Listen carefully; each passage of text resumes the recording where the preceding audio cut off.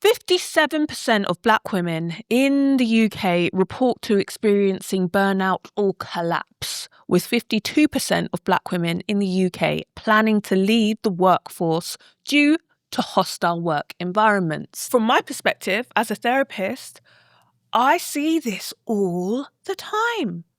I posted a video the other day on my Instagram, like, what is going on? Is there some kind of conspiracy? Why are so many Black women suffering at work? I do, low key, because I experienced it, understand it. What's the fix? Here's the thing, right? 1% of therapists are Black, less than 1%, right? There are systemic issues that are at play that we kind of have to name and discuss and talk about, but we have a pushback on that culturally because culture is not up for grabs. It's kind of seen as neutral, invisible, baseline. This whole discussion of meritocracy, this is, we're all starting from zero, and whoever works the hardest, whoever is the most skilled or talented, that's the measure of how far you get. Sure, let's not have that discussion. But what I'm finding is, because of systemic issues, Black women particularly are being harmed in ways, in very slow, silent, insidious ways, ebb away at their self-esteem and have them at the bottom rung carrying really heavy loads for a lifetime. And surprise, surprise, burnout, collapse. Even the word collapse, yeah. So let's discuss. What the hell? What can be done? Why is this so severe? Why is it now becoming a public health issue, in that we are massively overrepresented in every chronic illness that you can name, pretty much, when it comes to high blood pressure, fibroids, thyroid issues, IBS, diabetes. We are, in terms of percentage, overrepresented compared to our population in terms of the percentage. Why is that? Stress is no joke. It is not to be played with. Yet when you mix culturally being taught from a very young age not to take up space, not to have needs, not to complain, not to be a burden, it makes complete sense as to why those children grow up to be adults whose bodies can be screaming at them that something's wrong, and yet the reaction to that is to plow on, it's not important, not right now. Yeah, we do collapse. Yeah. And it's an issue because, these women are very often the cornerstones of family units, whether they are in a fully supported family unit or if they're on their own with very little support. Black women, when they collapse, a lot goes with them. That effect then ripples out to, of course, the children. Then what happens when mum doesn't have the capacity to meet those children emotionally and to be present? Maybe they are clothed and fed, but what about the emotional needs? What about the softness that is associated with that mothering role? What happens when there is no capacity for it because she's run ragged at work, has not experienced the softness herself, so she doesn't have it to give? Do you see how it becomes a generational thing? Because if those children who has a burnt out, collapsed mother who's working her fingers to the bone, when they grow up, if they never experience that softness, that emotional availability, that every parent's evening, that, at home at 3:30 when they get home from school, that I'm going to walk you to school and have a nice conversation with you, if that was not part of their experience as children, do you think that they're going to suddenly magically find that for their children? No, that will become their baseline. That will become their normal, and they will then also work their fingers to the bone, and that the cycle continues. It's important stuff that we need to figure out.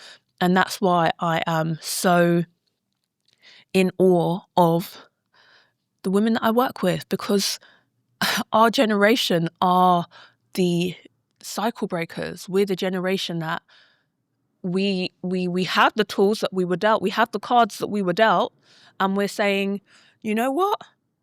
I know I had these cards, but I'm gonna make a new choice. I could play the hand that I was played and say, sorry kids, I don't got it for you. And listen, I'm gonna hold my hands up. Sometimes I don't got it for my kids. I'm just like, child, not right now. Get out my face. I'm a career mum. I'm here. And I'm not sorry about that. I love the fact that my mum was always an inspiration to me. She had her money, she had her car, she did her thing. But in terms of my emotional needs, and I am my mum in so many ways, but in so many ways I'm making a conscious choice to choose differently. I'm making a conscious choice to get the support, to build the capacity to be a different kind of mum and take all of the brilliant stuff that my mum offered me and has given me the tools, the capabilities to do, and to say, I'm not going to be working on Christmas Day. I'm going to be home, maybe not at 3:30 because I ain't a school gate mum. Sorry. Not every day at least. But I'm going to catch myself when I'm ready to... I'm going to catch myself and say, no. They're just however old. They deserve an answer to that question. Like, it's not their fault that you've had this kind of a day. Like, slow down. Hold space. Act interested at this another scribble. Wow. I love that scribble. It's the best scribble I've ever... Come on. Talent. Like, do that.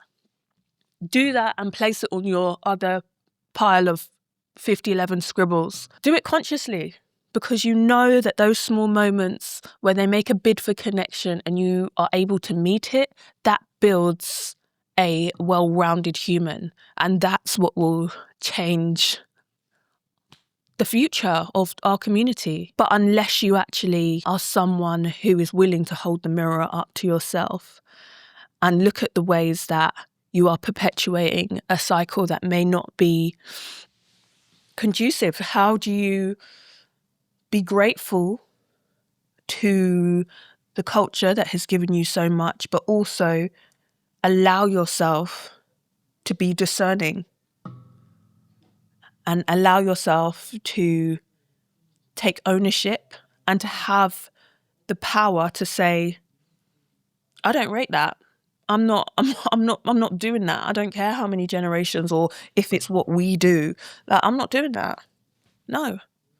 I'm not letting my child cry it out. Nah. Nope. I'm not beating my kids. I'm not. Why? Listen, it's a personal choice. What I'm saying is you empower yourself to not be a sheep and to pass on certain messages. I'm not going to treat my daughter this way and my son this way. I'm making conscious choices, but there has to be a point where the light switch goes on and you are the person that says, regardless of what the done thing is, this is how I'm doing it.